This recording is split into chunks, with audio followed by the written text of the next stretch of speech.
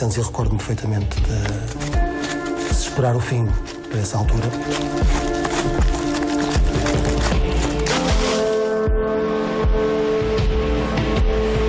Eu vivia com medo de pecar.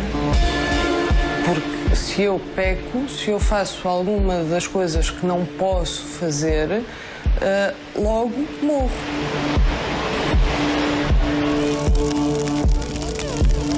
O Armagedom era um fim real, físico, bem descrito na Bíblia.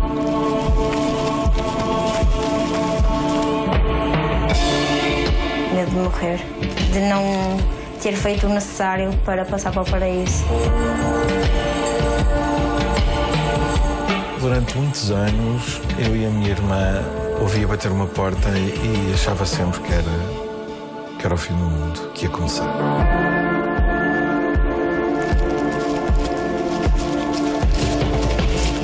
O mundo é capaz de acabar um dia destes. E vocês morrem todos. Eu não.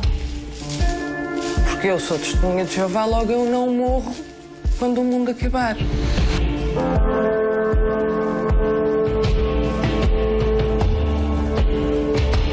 A maior parte das pessoas que ainda se mantêm como testemunhas ativas continuam a ser bombardeadas todos os dias com essa mensagem de terror, esse medo de que o fim do mundo pode estar mesmo ao virar da esquina.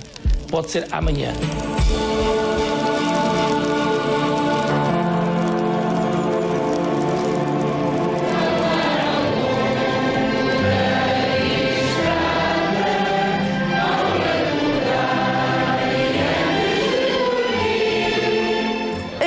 Jeová ainda são uma seita.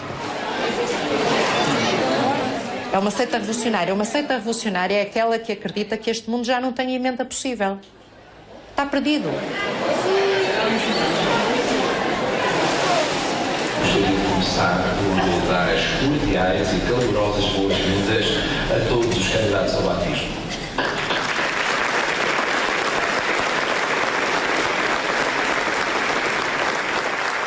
Eu fui batizado com medo do Armagedom. Eu batizei-me em 31/12/1988. Tinha 16 anos. E na altura o meu instrutor me dizia: então, se o Armagedom vier amanhã, tu não és batizado, vais ser destruído. Tenho aqui esta fotografia. Devia ter cerca de 4 anos, que foi mais ou menos a altura em que os meus pais ingressaram nesta organização. Sentiu-se manipulado? Completamente. Completamente. Nesta aqui já tem um valente grupo de jovens, mas isto foi numa assembleia em Valongo. Hoje, 22 de setembro, gostaria de informar a minha dissociação da Organização das Testemunhas de Jeová. Tenho aqui 3 livros. Estes 3 livros ajudaram-me a dissipar todas as dúvidas que eu tinha sobre esta organização. Quando se tornar pública a sua decisão, as pessoas vão deixar de falar consigo? Vão deixar de falar comigo. Neste caso, Paulo dissociou-se da organização, ou seja, saiu por iniciativa própria. Se tivesse sido expulso, teria sido desassociado, com consequências também inevitáveis. Imagine que um parente nosso é desassociado. Na qualidade de cristão leal, o que precisa fazer? Não sermos leais ao modo de Jeová disciplinar. Só vai piorar as coisas. A palavra de Deus ordena que os cristãos não tenham companheirismo com uma pessoa expulsa da congregação. A palavra de Deus declara que não devemos sequer comer com tal homem. Parabéns a você nesta data querida. No início era bom, porque pensava que ia ter a vida eterna, mas também era muito difícil pelo facto de não poder fazer coisas normais que as crianças da minha idade faziam. Festejar aniversários. Minha Maria, uma salva de palmas. Natal, Páscoa, não receber presentes, para mim era uma coisa muito triste, porque eu via toda a gente a receber nos anos e no Natal e eu não poder receber. Pedro, quem gosta de magia? Jeová ou Satanás? Satanás. Isso, magia é má. É por isso que Jeová odeia. Queres mesmo brincar com uma coisa que Jeová odeia? Para mim, ser destruída era o meu maior medo. E se tu desobedeceres a Jeová e brincas com coisas que ele não gosta? Achas que Jeová vai ficar contente ou triste? Triste. Fiquei com uma depressão. Fiquei durante muito tempo fechada aqui no quarto. Era chegar da escola, estudar os livros, as sentinelas, tudo para, nos dias de reunião, está tudo pronto e eu poder comentar e fazer uma boa figura no meio da congregação. Venho por este meio informar a minha decisão de me dissociar, deixando a partir desta data de pertencer à organização das Testemunhas de Jeová. Eu queria o divórcio, não aguentava mais viver em violência doméstica e eu não me podia divorciar, porque perante Jeová era errado, portanto, o divórcio, só se ele tivesse cometido adultério ou se não me desse sustento para a família. A pessoa, quando entra para o grupo, já sabe que as regras são rígidas. Agora, ninguém é morta, nem ninguém vai bater em ninguém, ninguém vai perder o emprego. Mas admite que são ostracizadas ou não? Claro que grupos com regras rígidas, as pessoas são ostracizadas. O que é que perdeu para sempre? Neste momento, a minha família.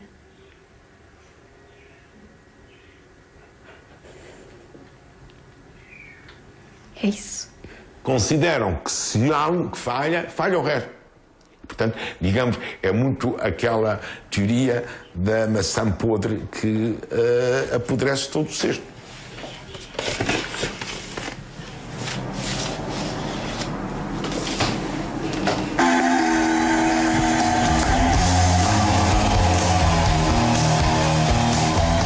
Tudo que eu sou agora era impensável na altura. Lembro-me perfeitamente, por volta dos 20 anos, houve um discurso na congregação onde incentivava os jovens a destruir música que estivesse ligada ao heavy metal. Esta é a minha velha Bíblia e cá está, tradução do Novo Mundo das Escrituras Sagradas. Isto eu usava quando fazia as saídas de campo, era a minha cábula, digamos. Eu acho que nunca fui tão feliz, ou aparentemente tão feliz, do que no tempo em que fui testemunha de Jeová. E em que os apelos do mundo, da carne e do corpo não se faziam sentir. A partir do momento em que, digamos, eu despertei para o mundo, no fundo despertei para a vida, terminou essa felicidade. Eu conseguia domar o meu corpo, mas não conseguia, muitas vezes, dominar os meus pensamentos. Era, sobretudo, coisas do corpo que tinham a ver com os sentidos e que tinham a ver com uma forma de viver o corpo e as alterações que iam surgindo no meu corpo à medida que entrava na adolescência e que eu não conseguia controlar.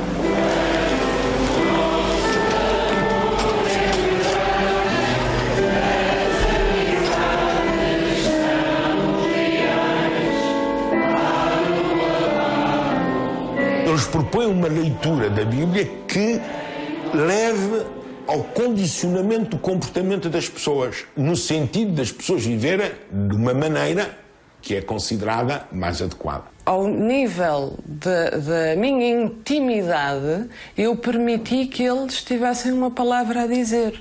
Tudo o que não seja uma relação vaginal é pecado. Sexo anal, masturbação, sexo oral, é pecado, ponto. Não se pode. Estes são apenas alguns dos pecados capitais a que se juntam, entre outros, a masturbação, a apostasia, quando alguém se desvia da adoração verdadeira, pornografia, aqui está incluída a homossexualidade, sexo grupal, tortura sádica.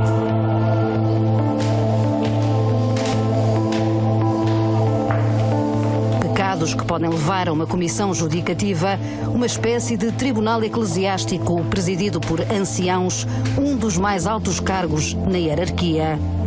É como se os anciãos fossem os juízes, neste caso. Não, os anciãos são os juízes. O poder dos anciãos chega mesmo a substituir tribunais e polícia. Nunca revela informações confidenciais a quem quer que seja. Entenda-se, investigadores, advogados, polícia, detetives, outros agentes da lei ou autoridades do governo. Tudo é resolvido dentro da organização, incluindo crimes como abuso sexual de menores. Tinha 6 anos, fui molestada sexualmente por uma testemunha de Jeová. A reação foi: não se vai à polícia. Não. Era uma testemunha de Jeová. Vai-se aos anciãos. Foi entre os 6 e os 10 anos.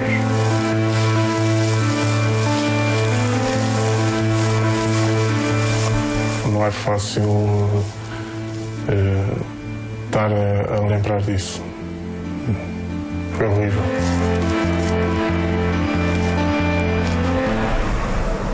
A regra para as testemunhas de Jeová é que os conflitos que existam entre irmãos devem ser resolvidos apenas dentro da congregação. Eu participei em escolas de anciãos e nas próprias escolas de anciãos, quando esse assunto era abordado, o ensino era claro. Nós temos que guardar o chamado segredo eclesiástico. Ou seja, nós temos o direito de não revelar conversas privadas, mesmo no caso dos abusos sexuais, às autoridades. Sei, pelo menos de um, que eu tive conhecimento. Enquanto ancião? Enquanto ancião. Enquanto ancião. Nada aconteceu ao agressor? Não. Levou uma, como se diz na gira, um raspanete, uma repreensão. Levou uma repreensão e continuou como testemunha de Jeová. Uma amiga da minha congregação foi abusada pelo pai. Testemunha de Jeová? Sim, testemunha de Jeová. Ele continua lá e ela já não.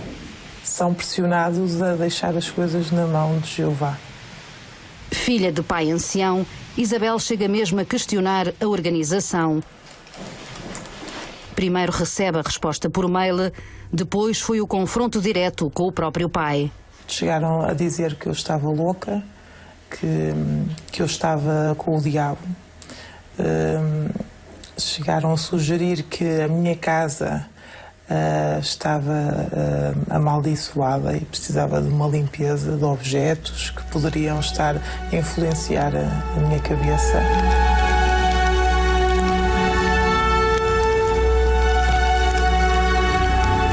Eu estou ligado nesta situação. Nos reunirmos na Comissão Judicativa. Alguns destes conteúdos do meio e algumas frases são acusações muito graves, não é? Contra a organização de Jeová, que precisamos de esclarecer. O vosso afastamento é algo que está particularmente a afetar muito a congregação. O pai do rapaz era ancião. Não ficou sem o cargo de ancião.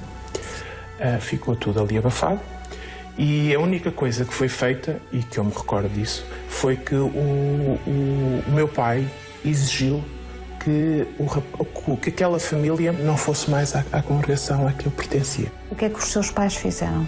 Continuam a falar com eles. Incluindo o abusador? Incluindo o abusador, sim. É como se o abusador ficasse nas mãos de Jeová. Exatamente. Mas Jeová não deu as mãos a mim. Eu precisei tanto. As regras são bem claras e são para cumprir. Está tudo nestas cartas escritas pelo corpo governante da organização. É precisamente aqui ao Betel de Portugal que chegam todas as orientações da sede-mãe nos Estados Unidos. A partir daqui, todas as informações são depois distribuídas pelas mais de 600 congregações existentes no país. As cartas confidenciais chegam assim às mãos de todos os anciãos que seguem à risca as orientações de Betel. Se tiverem dúvidas, podem ainda consultar este manual de uso exclusivo dos anciãos. Mal se saiba de um caso de abuso de menores ou de suspeito de abuso de menores, o conselho aí é muito claro. Contatar imediatamente o departamento jurídico no Betel. Tem mesmo expressões como nós não entregamos os nossos irmãos. São expressões que são ditas. Tudo isso leva exatamente a que este ciclo de encobrimento, este ciclo de ocultação e por consequência, este ciclo de abusos continue.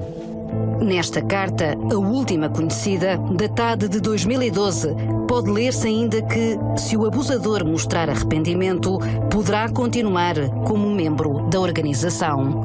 Advertindo-os fortemente que se refreiem de demonstrar afeto por crianças, que jamais fiquem a sós com uma criança.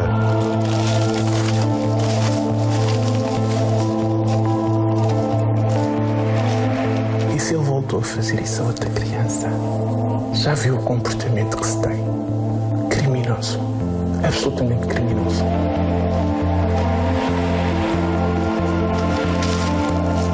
Mesmo se os anciãos acreditarem que ele possa ser um predador, a ordem é para telefonar imediatamente para o Departamento de Serviço em busca de ajuda. Será o escritório da filial quem determina se a pessoa que abusou será considerada um predador. Há coisas que me custaram fazer, isso há, mas filo porque as regras assim o diziam. O senhor seguia à risca, no seu tempo, estas normas? Seguia à risca essas normas, sim. Sob pena de ser penalizado? Sob pena de ser penalizado, porque quem não cumprir isso às riscas pode ser desqualificado como ancião. O abusador poderá inclusivamente voltar a receber privilégios na congregação. Para isso, é preciso que preencha os requisitos bíblicos quanto a ter autodomínio e ser irrepreensível. Já no caso de ser expulso da organização, todas as orientações são para não deixar rasto. Em vez de ficar registado o crime praticado, o que fica para fora é apenas a menção a um texto bíblico. Por exemplo, se uma autoridade quiser investigar se houve, por exemplo, abuso sexual de menores, terá sempre dificuldade porque é um texto que está associado e não um descritivo daquilo que aconteceu. Na Austrália, soube-se agora que a organização terá ocultado mais de 1000 casos de pedofilia ao longo das últimas 6 décadas. Evidence will be put before the Royal Commission that of the 1,006 alleged perpetrators of child sexual abuse identified by the Jehovah's Witness Church since 1950, not one was reported by the church. A investigação aponta mesmo para a omissão intencional dos crimes. We don't want our wives knowing what our stuff, what sort of things we're dealing with. We don't want other people in the congregation coming across that information.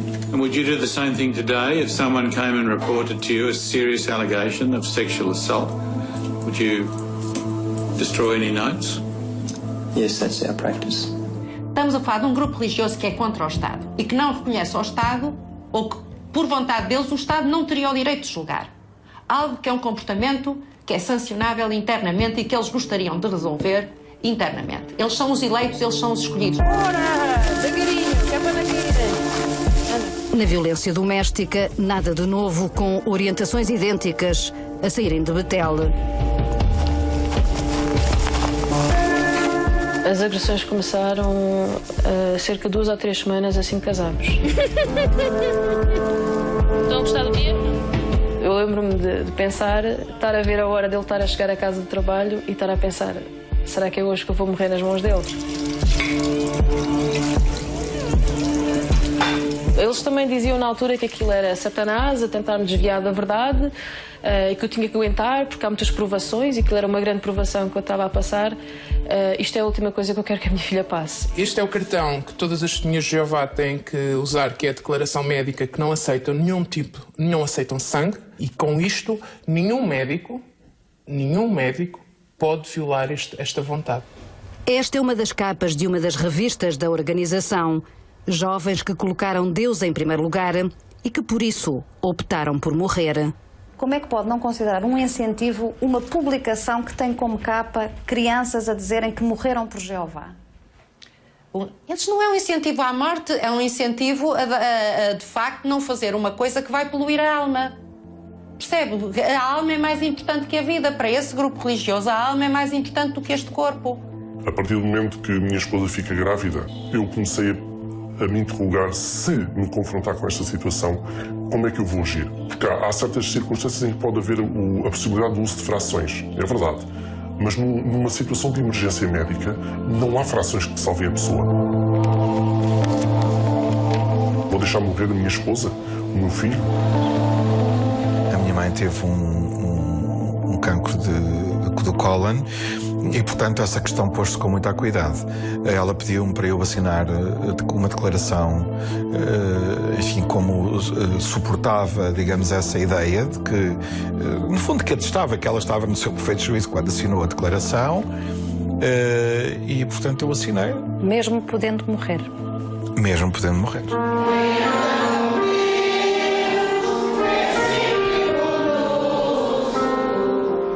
Visto que o amor suporta todas as coisas, como devemos agir em relação às falhas de nossos concorrentes? É aquela situação que alguém muito querido, quem nós gostamos muito, comete um pecado grave. Aí nós temos de estar do lado da verdade de Jeová, pelo menos gostemos dessa pessoa. O amor cobre uma multidão de pecados. Eu, Vítor Cândido de Sousa Pimenta Jacinto, quero tornar hoje, dia 24 de setembro do ano 2015, a minha vontade de me dissociar da organização conhecida como Testemunhas de Jeová. Houve um dia que fui visitado pelos anciãos e estes foram alguns dos livros que eles viram na minha biblioteca pessoal. Pediram-lhe para destruir? Pediram para destruir aqueles livros porque eram livros que iriam acabar com a minha espiritualidade. Na altura, Vítor Jacinto frequentava a universidade. O curso de Engenharia Química era a gota de água. Hoje em dia eles são mais tolerantes, mas continuam a achar que investir numa carreira universitária é uma perca de tempo, uma vez que o fim do mundo está mesmo aí, à porta, e uma carreira universitária não vai fazer falta nenhuma no novo mundo. Quando eu me matriculei, vieram-me perguntar como é que eu ia lidar com a mentira. Não é aconselhado, porquê? Porque eles aconselham a dedicarmos a vida a Jeová, a não almejarmos coisas materiais, não queremos grandes empregos. Para quê? O armas não está à porta, o fim não está ali.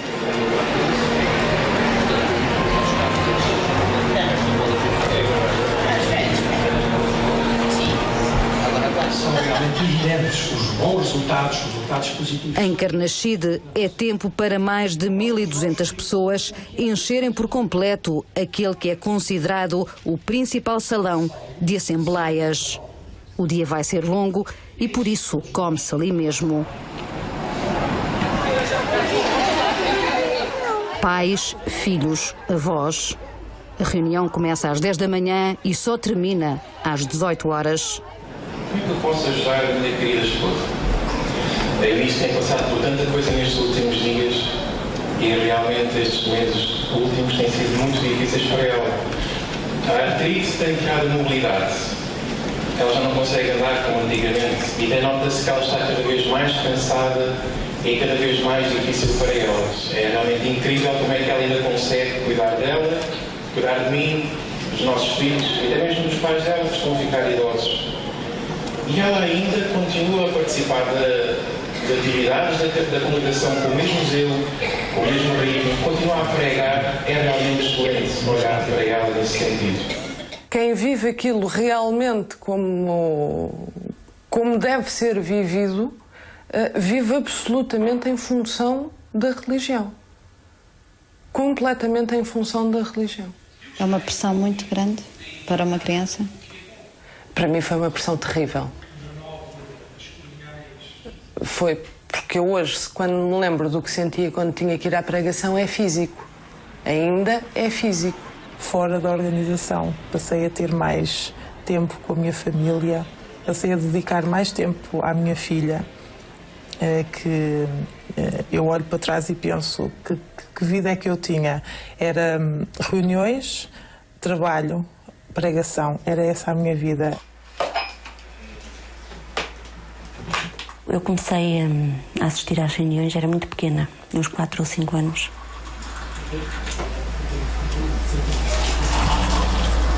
Entrei para as testemunhas de Jeová em 1984.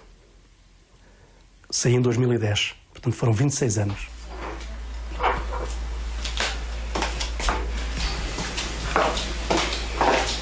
Vamos já? Vamos, filhos. Temos que nos despachar para trabalhar, não é? À medida que fui crescendo, fui sendo moldada, não é? Segundo os padrões da organização. Nós casámos no dia 17 de fevereiro de 1990. No dia 24, fizemos as nossas malinhas num carrinho velho e saímos de Lisboa e fomos servir para uma congregação no interior do país, em Pinhel. Estivemos lá há cerca de 2 anos. O que a Bíblia nos diz é que todos têm a hipótese de serem salvos. Não fala em religiões, já viste? Mostra que Deus não tem, digamos que, eleitos. Eu tinha um trabalho que na altura até era bem remunerado. E eu deixei o trabalho e fui viver durante alguns meses com o subsídio de desemprego para poder fazer esse trabalho. Mas nós éramos mesmo incentivados a pôr o reino de Deus em primeiro lugar. Eu fiz arranjos para ter tempo, para ter disponibilidade e dedicava praticamente toda a minha vida à congregação. Chegaram a passar dificuldades? Muitas. Muitas. Eu cheguei a sair com a minha esposa de manhã à pregação, portanto, quando estávamos em Pinhel, e não sabíamos o que é que íamos almoçar ou jantar, porque não tínhamos dinheiro.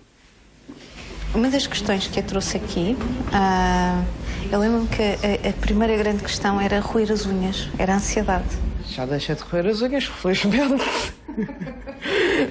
Essa parte já passou. Mas a ansiedade é uma permanente. É permanente em mim, não há.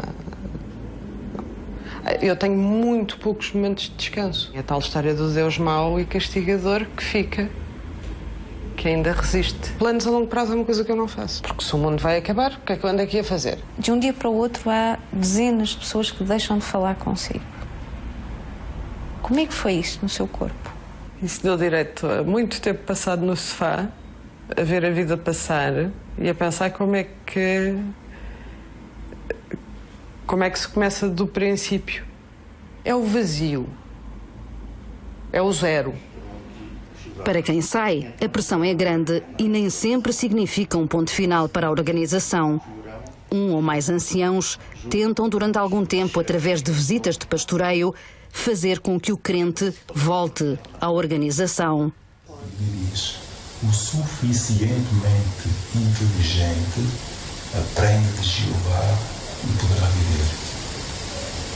Não interessa ser muito inteligente, também não muito tolo, não é? O tolo por doença, Jeová o entenderá, não é? Mas aquele tolo que se faz tolo mesmo, complicado. Repara, tens 2 meninas, não sei, tens de ensinar algum favor, se é um dia testemunha de Jeová, mas também deixa de o ser, que ensinar às crianças. Festinhas, cada um tem que ter a sua fé posta à prova. E tu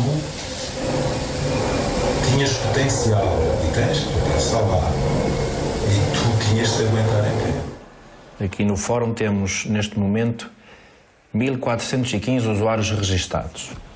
O fórum nasce para ajudar muitas testemunhas de Jeová que estão lá dentro por arrasto. Tenho quase a certeza. Muitas testemunhas de Jeová estão lá por causa dos pais, dos irmãos ou dos amigos. Tem medo desse corte? Têm medo desse corte. Antigamente, hoje se calhar algumas donas de casa ainda fazem isso, tinham envelopes. O envelope era para pagar a renda da casa, o outro era para pagar a água, o outro era para pagar a luz, o outro era para pagar, se calhar, a carne no talho, e assim por diante. Então, por que não arranjar um envelope para a contribuição que pensamos e podemos dar para a obra? Nas reuniões fazem-se apelos constantes à dádiva, quer seja na forma de dinheiro, quer seja na forma de bens, quer seja na forma de testamentos, tudo serve para orientar as pessoas no sentido de darem tudo que possam à organização. Quando usamos nosso dinheiro assim, isso quer dizer que as famílias ficam felizes e põem em primeiro lugar os interesses do reino, porque, no fundo, muitos dos nossos queridos irmãos estão a fazer decisões de simplificar a sua vida e servir onde há realmente necessidade. Em Wallkill, nos Estados Unidos, a obra cresce ao ponto de se tornar num império a perder de vista. Digamos que é um pouco maior que a cidade do Vaticano. A partir daqui coordenam-se todos os betéis espalhados pelo mundo inteiro e que devem obediência cega à sede-mãe. No Betel de Portugal vivem cerca de 120 pessoas em regime de internato, crentes não remunerados. Temos aqui, é uma junção de vários artigos que foram dados pelos religiosos. É também aqui que funciona a escola que prepara os anciãos e se faz a distribuição para todas as congregações portuguesas de revistas como a Despertai e Sentinela.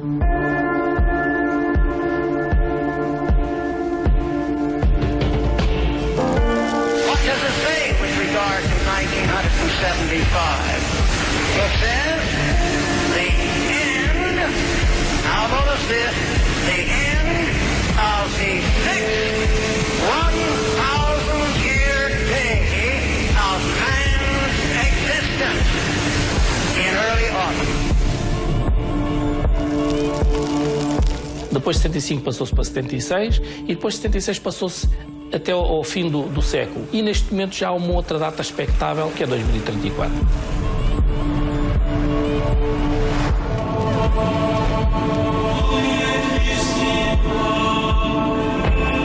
Acho que conquistei algo que tinha perdido, a liberdade.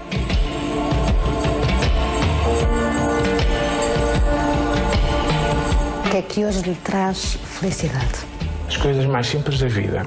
Uma festa de anos ao meu filho. E fazer uma árvore de Natal.